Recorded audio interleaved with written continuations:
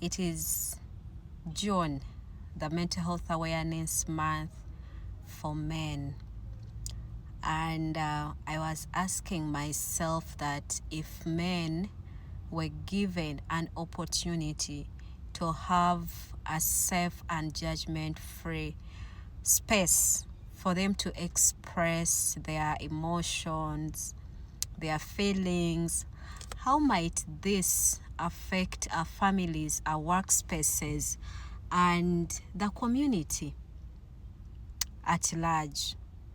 Come to think about it, that as much as we want to give women this safe and judgment-free, environments, can't we do the same to men? Because I feel like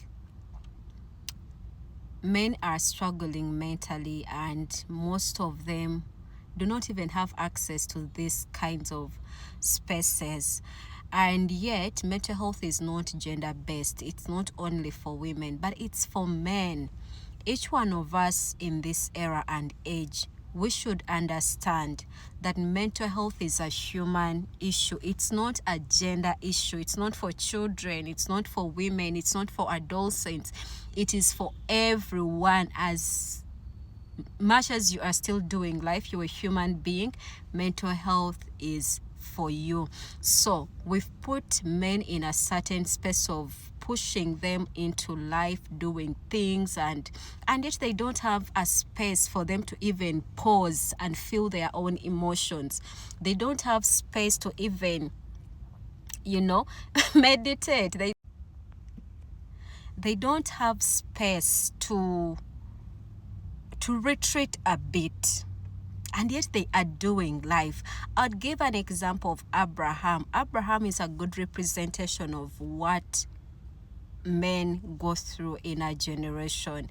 Men carry responsibilities, they carry expectations, their own expectations and the expectations of the society.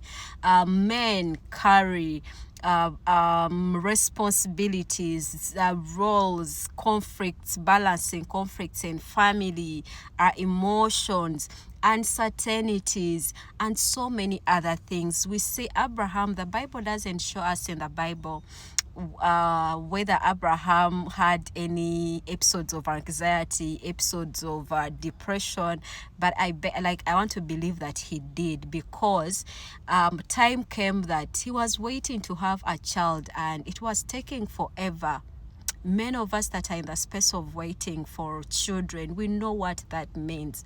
And yet the wife had to push her into having a child. And it happens to us when we are doing life. When you rush to have certain things, you rush to have money, to have a certain status, to have a certain job, to have like certain assets, cars, land, and everything, you get into what we call an Ishmael syndrome.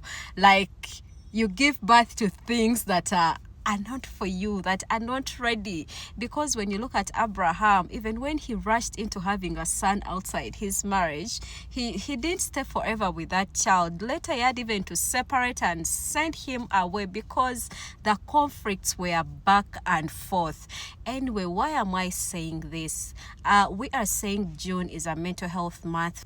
I want to call upon every woman, if you know that you are doing life with a man, whether your sibling, brother, cousin, like your husband, your workmate who's a man, I'm going to request you humbly, can we carry grace when we are dealing with men? Because as much as we are going through so much, men are going through so much. Men are carrying responsibilities. Men are going through life that is, carrying a lot of uncertainties. Some of them are having plans and they do not know when those plans will, materialize into something. They do not know when, their dreams would come to pass and they can get hold onto them. So can we carry more grace? Can we not push them into, breaking them mentally? Because you break one man.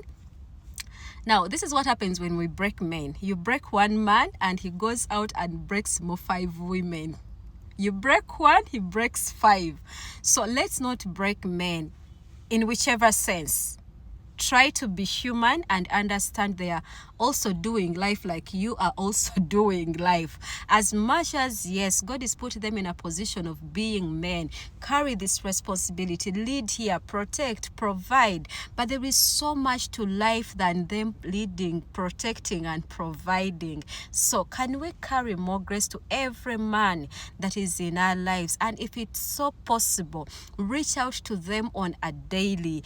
Try to understand like their patterns. Try to understand when they are okay and when they are not okay. Try to understand when they are trying to put boundaries to protect themselves. Let's try to be understanding and not just go around judging people, having narratives of men are bad people, men.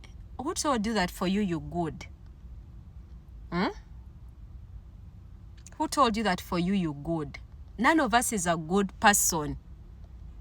It's by the grace of God that we are who we are, but everyone is struggling with something. Each and every one of us is battling something. So men are very nice people and women are very nice people. So to anyone that is saying abasajja babi, abachala babi, tewali muntu mubi ati tewali muntu mulungi. The Bible tells us God created us in his own image. We are good people.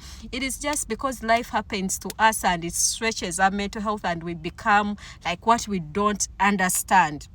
You look at your brother, you look at your husband, you look at your workmate, and you're like, Banange, Gideon wasn't like this, so and so wasn't like this. But because life happened, and life will definitely happen, you like it or not. So I want to ask women, how about we can be a source of healing, not a source of hurt? If you know that you are a woman that is being hurting women, men, ng'okimanyi mutima gwo nti obatulugunyera nga gwe mulimo gwo kubanga olowooza abantu abasajja babi batukola bubi nnyo. I pray that you heal. I pray that you find grace and start loving and caring for men and treating them with the respect that they deserve. June, it's Men's Mental Health Month. Let us treat men with respect. Let us treat men with honor. Let us treat men with integrity.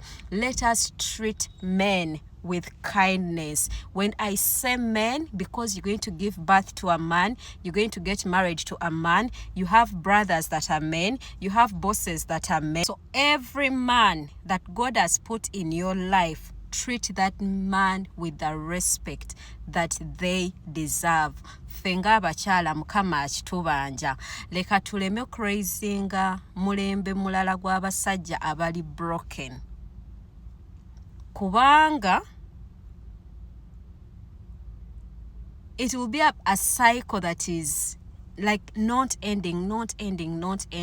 But let's listen to men. Let's love on them. Let's care for them. Let's look out for them. Thank you.